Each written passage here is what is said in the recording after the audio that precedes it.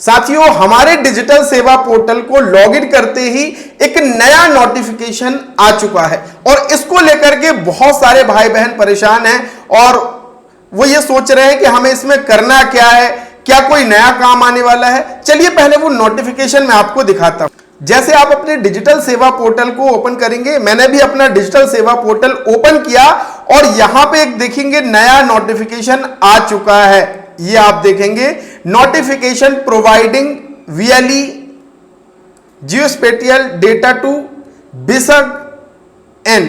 अब ये इसको लेकर के भाई बहन सोच रहे हैं कि भैया आखिर ये है क्या, कोई नया काम शुरू होने वाला है या कौन सा वीएलई का डेटा है।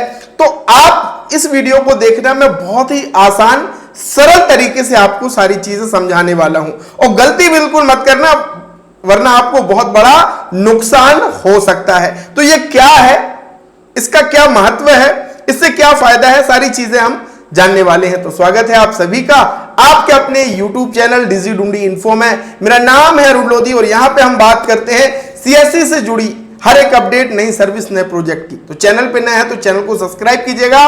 और आप सभी को जो सबसे बड़ी समस्या आ रही थी, जो भाई बहन हमारे पैन कार्ड बनाने में, तो उनके लिए स्मार्ट तरीका आ चुका है CSC मास्टर कोर्स में। साथियों, कंटेंट में आना और यहां पे आपको पैन कार्ड के फोल्डर में मैंने अब वीडियो अपलोड कर दिए हैं। बहुत सारे भाई बहनों को माइनर पैन कार्ड में समस्या आ रही थी, तो अब बच्चों का पैन कार्ड कैसे आपको बनाना है, आधार कार्ड से डेट ऑफ बर्थ का प्रूफ बना करके वो वीडियो अपलोड कर दिया है। क्योंकि बहुत सारे ग्राहक ऐसे आपके पास आ रहे हैं कि ना उनके पास वोटर ID कार्ड है, ना ड्राइविंग लाइसेंस है, ना बर्थ सर्टिफिकेट, ना मार्कशीट है।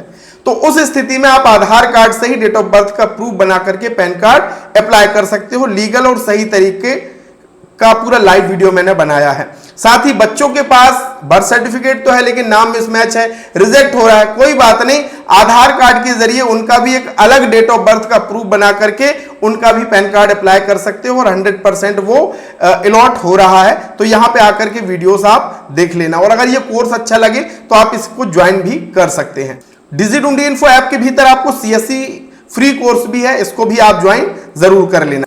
तो चलिए साथियों, अब आ जाते हैं हम इस ऑप्शन को, इस नोटिफिकेशन को हम समझते हैं कि आखिरकार ये है क्या।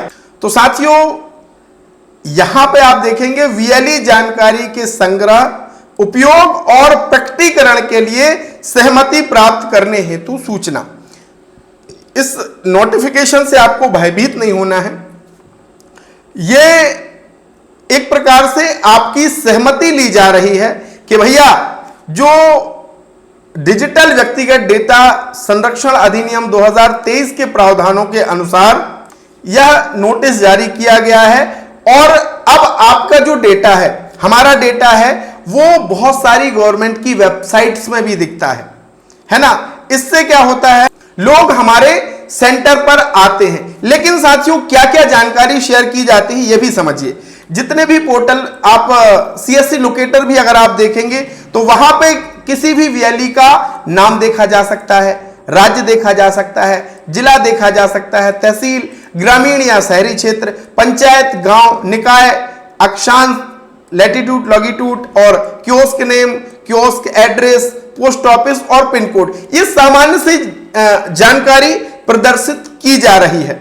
अच्छा, इससे वीएलई को क्या फायदा है कि भैया मान लीजिए किसी को जीवन प्रमाण पत्र बनवाना है, तो अब भाई बहन या उसके परिवारजन क्या करते हैं, सर्च करते हैं कि जीवन प्रमाण पत्र की वेबसाइट में अगर वो गए तो वहां पे नियरेस्ट ऑथराइज सेंटर, तो वहां पे आपकी डेटा दिखता है, ये सारी डिटेल आपकी दिखती है, तो लोग वहां से भी आते हैं। तो अब CSC आपसे भैया क्या कर रहा है, ये सहमति एक प्रकार से मांग रहा है कि भैया ये डिटेल आपकी साझा की जाएगी ताकि और अच्छा बनाया जा सके, पारदर्शी हो सके, आम जन को सारी सुविधाएं मुहैया आसानी से हो सके।